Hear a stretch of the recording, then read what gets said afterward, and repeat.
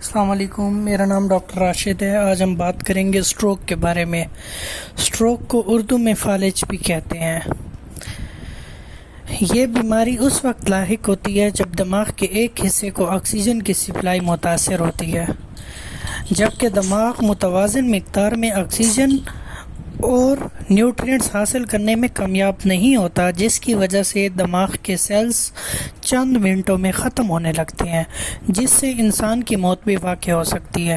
اس بیماری کی وجہ سے انسان کے بولنے کی صلاحیت متاثر ہوتی ہے، جبکہ دوسرے کے کہے الفاظ کو سمجھنے میں بھی مشکلات کا سامنا کرنا پڑتا ہے۔ اس کے علاوہ سٹروک کی وجہ سے آنکھوں کے مسائل بھی لاحق ہو سکتی ہیں۔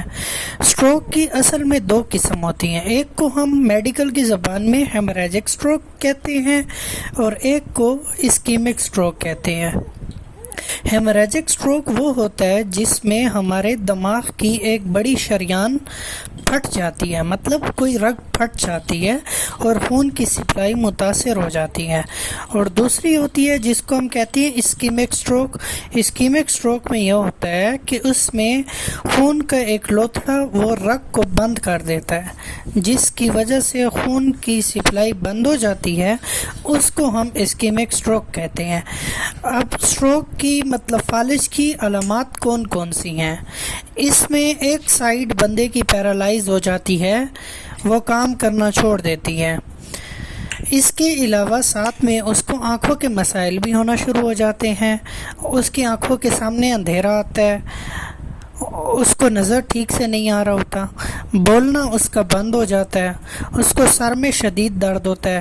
یہ تمام علامات ہیں جس میں انسان کو فوراً سے اپنے معالج سے رجوع کرنا چاہیے۔ اس کے وجوہات کیا ہیں؟ فالج کیوں ہوتا ہے؟ فالج کی وجہ یہ ہے، ایک بندہ بلڈ پریشر کا مریض ہے اور وہ دوائیاں نہیں لیتا، یا ایک دوسرا بندہ ہے جو اچانک کوئی ایسے سٹریسفل کنڈیشن آتی ہے جس میں اس کا بی پی ہائی ہو جاتا ہے۔ تو یہ دونوں وجوہات ہیں جس کی وجہ سے فالج کا جھٹکا لگ سکتا ہے۔ اس کے علاوہ اور بھی وجوہات ہیں۔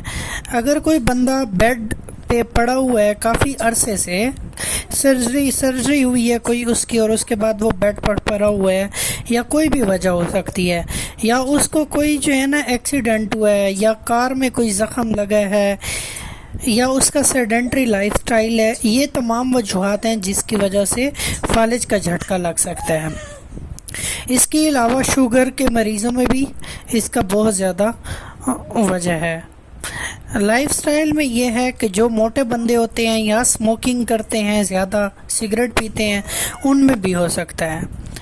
جیسے ہی کسی بندے میں جب یہ علامات ہوں تو اس کا یہ طریقہ ہے کہ وہ فوراً سے اپنے معالج کے پاس جائے، معالج اس کا معائنہ کرے گا، معائنے کے بعد اگر ضرورت ہوئی تو وہ اس کا سی ٹی اسکین کرے گا۔ اگر سی ٹی اسکین میں اگر پتہ چل جاتا ہے کہ اس کو فالج ہوا ہے تو اس میں وہ دوائیاں دے گا۔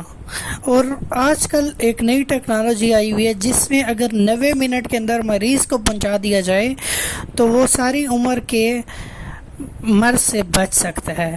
اس کے علاوہ اس مرض سے بچنے کے جو اور طریقے ہیں، اس میں اپنے بی پی کو کنٹرول کرنا، کولیسٹرول کو کنٹرول کرنا، سگریٹ جو لوگ پیتے ہیں وہ سگریٹ چھوڑ دیں، شوگر کو کنٹرول کرنا، اچھی غذا لینا۔ اسی طرح کی اور مزید معلوماتی ویڈیوز کے لیے اس چینل کو سبسکرائب کریں اور لائک کریں۔ بہت شکریہ، تھینک یو۔